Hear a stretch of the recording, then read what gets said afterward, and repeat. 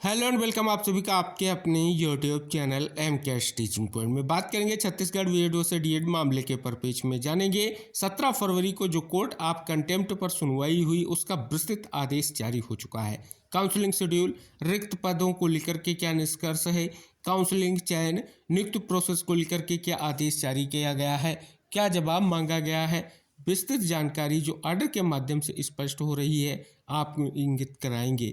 इस महत्वपूर्ण निष्कर्ष को आप देखें और शेयर भी करें जिससे सभी तक इन्फॉर्मेशन पहुंच सके। अगर आप चैनल पर पहली बार विजिट कर रहे हैं तो कृपया चैनल को सब्सक्राइब करके बेल आइकन जरूर प्रेस कर लें जिससे जो भी नेक्स्ट अपडेट आप तक शेयर की जाए आसानी से पहुंच सके। कंटेम्प्ट संख्या 970/2024 17/2/2025 को जो सुनवाई हुई है ऑर्डर शीट आ चुकी है। श्री मनदीप कालरा अधिवक्ता याचिकाकर्ता की ओर से वीडियो कॉन्फ्रेंसिंग के माध्यम से उपस्थित हुए। श्री सिद्धांत Tiwari council for the respondents याचिकाकर्ता के विद्वान अधिवक्ता ने तर्क दिया कि इस न्यायालय के आदेश का अनुपालन नहीं किया गया है। इसके विपरीत प्रतिवादी के विद्वान वकील ने प्रस्तुत किया कि WPS संख्या 7344/2023 में पारित दिनांक 2/4/2024 के आदेश के अनुपालन में परामर्श, चयन और नियुक्ति के लिए समय सारणी निदेशक निदेशालय लोक शिक्षण द्वारा जारी की गई है और यह प्रक्रिया 15 मार्च 2025 को या उससे पहले पूरी हो जाएगी। प्रतिवादी के विद्वान वकील ने आगे तर्क दिया कि WPS संख्या 925/2025 में समन्वय पीठ ने 3/2/2025 को आदेश पारित किया है जो इस प्रकार है। तदनुसार विशुद्ध रूप से अंतरिम उपाय के रूप में प्रत्येक याचिकाकर्ता को अलग अलग याचिका दायर करने का निर्देश दिया जाता है।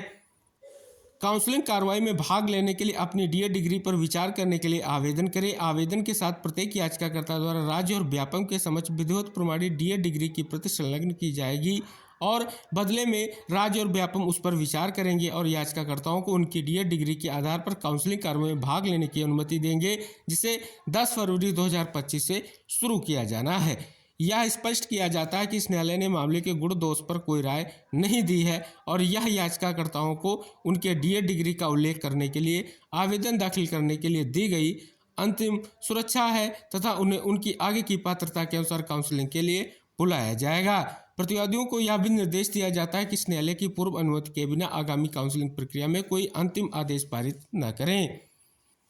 कहने का अर्थ है जो ऐसे सहायक शिक्षक जिनके पास बीएड की योग्यता के बिहार पर उनको नियुक्ति मिली लेकिन अब बीएड अभ्यर्थी प्राथमिक शिक्षक भर्ती के लिए एलिजिबल नहीं है तो ऐसे बीएड अभ्यर्थी या ऐसे बीएड सहायक शिक्षक जिनके पास डीएड की भी योग्यता है उनको भी काउंसलिंग में सम्मिलित किया जाए, ये कहीं ना कहीं स्पष्ट तौर पर यहाँ पर मांग की जा रही है।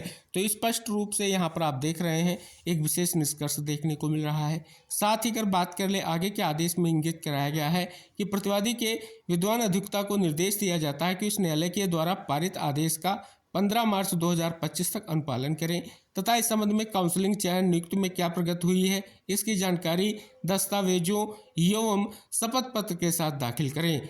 अभिलेखों के अवलोकन से पता चलता है कि 10/12/2024 को याचिकाकर्ता के विद्वान अधिवक्ता ने प्रस्तुत किया है कि 900 से अधिक जो पद रिक्त हैं लेकिन प्रतिवादियों द्वारा उक्त सूची इस न्यायालय के समक्ष प्रस्तुत नहीं की गई है। इस संबंध में प्रतिवादियों के विद्वान अधिवक्ता को उपरोक्त तथ्यों की पुष्टि करने तथा स्पष्टीकरण देने का निर्देश दिया जाता है।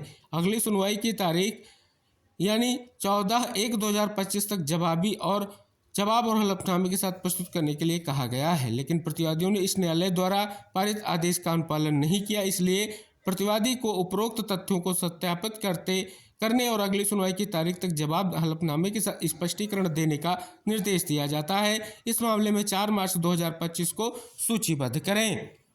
अब बात आती है क्या क्या कंक्लूजन आया जो कहीं ना कहीं कोर्ट ऑफ कंटेम्प्ट पर सुनवाई हुई। पहला जो महत्वपूर्ण निष्कर्ष आया वो ये निष्कर्ष ये आया जो पहले समय सारणी यानी 24 जनवरी को जो समय सारणी जारी की गई उस समय सारणी में चयन प्रोसेस, काउंसलिंग, नियुक्ति सभी के लिए जो समय सीमा निर्धारित की गई वो 15 मार्च तक की निर्धारित की गई। उसके परिपेक्ष में कहीं ना कहीं स्पष्ट तौर पर जवाब देना है। साथ ही अगर बात कर ले बीएड डीएड डिग्री को लेकर के आप सभी को पता है विशेष आदेश हुआ जिसके कारण काउंसलिंग प्रक्रिया जो है स्थगित की गई। अभी जो है आप सभी को पता है प्रोविजनल मेरिट लिस्ट जो है जारी कर दी गई है। अब बात आती है कि काउंसलिंग शेड्यूल कब तक आ सकता है। वैकेंट पोस्ट को लेकर के जैसा कि आप सभी को पता है 10 दिसंबर 2024 की सुनवाई में आपने देखा था, आर्गुमेंट किया गया था, उसका क्यों पालन नहीं किया गया, क्यों सूची नहीं जारी की गई, उस पर भी कहीं ना कहीं जवाब मांगा गया है। तो ये डिटेल से निष्कर्ष इंगित हो रहा है कि नेक्स्ट डेट जो सुनवाई की अब जो होगी वो बहुत ही महत्वपूर्ण होगी, और वो डेट है आपकी 4 मार्च। यानी 4 मार्च से पहले आप सभी लोगों के लिए वो विशेष निष्कर्ष आने जा रहा है, चाहे वो रिक्त पद हो, चाहे काउंसलिंग शेड्यूल हो, या जो काउंसलिंग चयन नियुक्त में का जो भी प्रोसेस है उसके परिप्रेक्ष्य में निष्कर्ष हो, सभी आपको 4 तारीख से पहले आप सभी के सामने स्पष्ट तौर पर निष्कर्ष आने जा रहा है। तो फाइनली बहुत बड़ी निष्कर्ष की स्थिति क्लियर हो चुकी है और आने वाली सुनवाई बहुत इंपॉर्टेंट होने जा रही है। तो फिलहाल आप जो कहीं ना कहीं निष्कर्ष है वो स्पष्ट हो रहा है। जो 2 अप्रैल 2024 का आदेश है उसके अनुपालन के क्रम में कहीं ना कहीं जो ये कंटेम्प्ट पिटीशन फाइल की गई है, इस पर एक बहुत बड़ा निष्कर्ष आने जा रहा है। तो स्पष्ट तौर पर यह महत्वपूर्ण निष्कर्ष है जो सुनवाई के बाद आदेश के परिप्रेक्ष्य आदेश के साथ निष्कर्षफुल तरीके से आप सभी के समक्ष आ चुका है। उम्मीद है कि आप इस वीडियो को शेयर करेंगे और चैनल को सब्सक्राइब करेंगे। से साथियों कोई अन्य इन्फॉर्मेशन होगी तो आपको जरूर शेयर की जाएगी। मिलते हैं नेक्स्ट अपडेट के साथ, तब तक के लिए बाय बाय, टेक केयर साथियों।